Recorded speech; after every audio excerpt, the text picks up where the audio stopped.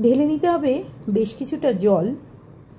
একেবারে সুস্বাদু তৈরি হয়ে গেল। এটা না মিশালে কিন্তু একদমই পানাক্কাম তৈরি হবে না। এবারে এটাকে সুন্দর করে ছেঁকে নেওয়া হচ্ছে কিন্তু, এবং এটা অত্যন্ত সুস্বাদু একটি খাবার। নমস্কার, আমি পারমিতা, আপনারা দেখছেন পারমিতার পাকঘর।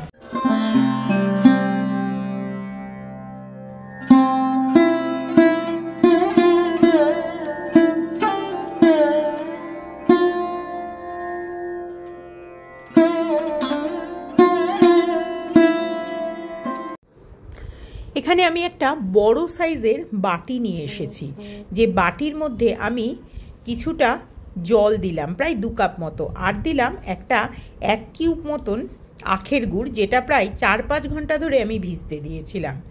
ভেজার পরে দেখুন একেবারে গুড় গলে গেছে এবং তৈরি হয়ে গেছে একটা আখের গুড়ের জল। এবারে নিয়ে এসেছি এখানে আদা। এখানে 1 ইঞ্চি মতন আদা রয়েছে। এই আদাটাকে আমি লম্বা লম্বা করে কেটে নিচ্ছি, জুলিয়ান কাটে। এরপরে এটাকে ছোট ছোট করে কেটে নেব। আদার কিন্তু পেস্ট দেয়া যাবে না, তাহলে কিন্তু টেস্টটা একেবারেই পাল্টে যাবে। সেজন্য এরকম লম্বা লম্বা করে কেটে নেওয়ার পরে ছোট ছোট করে কেটে নিচ্ছি। দেখুন তৈরি হয়ে গেল আদার কুঁচো। এবারে গুড়ের জলটা আবারও নিয়ে আসছি। গুড়ের জলটা কিন্তু এইরকম 1 কিউব দিলেই হবে। আপনারা যতজনকে খাওয়াতে চাইবেন ততজনের জন্য কিন্তু গুড়ের এই যে জলের পরিমাণ বাড়াতে হবে এবং গুঁড়ো বাড়াতে হবে। দিয়ে দিলাম বেশ কিছুটা কালো গোলমরিচের গুঁড়ো। এরপরে দিলাম যে আদাগুলো কুচিয়ে রেখেছিলাম সেই আদাগুলো। এরপরে দিচ্ছি আমি একটু সামান্য পরিমাণে এলাচ পাউডার, আর দিচ্ছি এর মধ্যে বেশ কিছুটা বিট নুন। যদি আপনারা এটাকে ভগবানের প্রসাদ হিসাবে দেন তাহলে বিট নুনটা অ্যাভয়েড করবেন। আর এটা হচ্ছে ক্যাম্ফার, মানে কর্পূর, খাবার কর্পূর। এটা এই খাবার কর্পূর সামান্য একটু নিতে হবে। নেবার পরে এটাকে আমি একেবারে হামানদিস্তা দিয়ে গুঁড়ো করে নিচ্ছি, এতটা কম পরিমাণে যে আপনাদেরকে হাতে তুলে না হলে দেখতেই পাবেন না আপনারা ক্যাম্ফারটা কতটা অল্প পরিমাণে। এই এতটুকু ক্যাম্ফারই কিন্তু লাগবে। এবারে এই ক্যাম্ফারটা আমি, এটা একটা এডিবল ক্যাম্ফার, এটা আমি দিয়ে দিলাম গুড়ের জলের মধ্যে। এটা কিন্তু খাওয়ার ক্যাম্ফার, যেটা দিয়ে, যে কর্পূর দিয়ে আপনারা পুজো দেন সেই কর্পূর কিন্তু ব্যবহার করবেন না, এটা খাবার কর্পূর। এবারে এটা ভালো করে গুলে দিলাম। আপনারা জিজ্ঞাসা করবেন কর্পূর কোথায় পাবো, আপনারা যে কোনো ওষুধের দোকানে এটা পাবেন।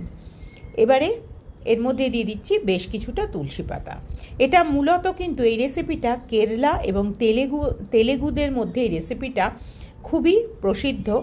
এটা মূলত রামনবমীতে খাওয়া হয়ে থাকে, পানাক্কাম বা পানাকাম। এবারে এটি পরিবেশনের পালা। পরিবেশন কি করে করব, প্রথমে এরকম একটি মাটির হাঁড়ি নিয়ে হাঁড়ির মধ্যে আমি দেখুন এটা সম্পূর্ণভাবে ছেঁকে নিচ্ছি।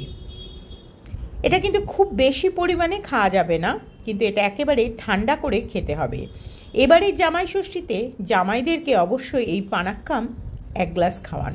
প্রচণ্ড তপ্ত গরমে আপনারা তো মাছ মাংস শাশুড়িরা খাওয়াবেনই, কিন্তু এইটা একটু খাওয়ালে আপনাদের জামাই কিন্তু অনেক বেশি তৃপ্ত হবে এবং পেটটাও ঠান্ডা রাখবে।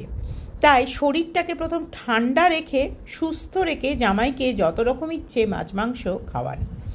আমার চ্যানেলে অনেক জামাই ষষ্ঠীর আলাদা রেসিপি আছে, যেগুলো আমি আপনাদেরকে দিয়ে দেব। আমার ডেসক্রিপশন বক্সে আপনারা অবশ্যই চেক আউট করবেন।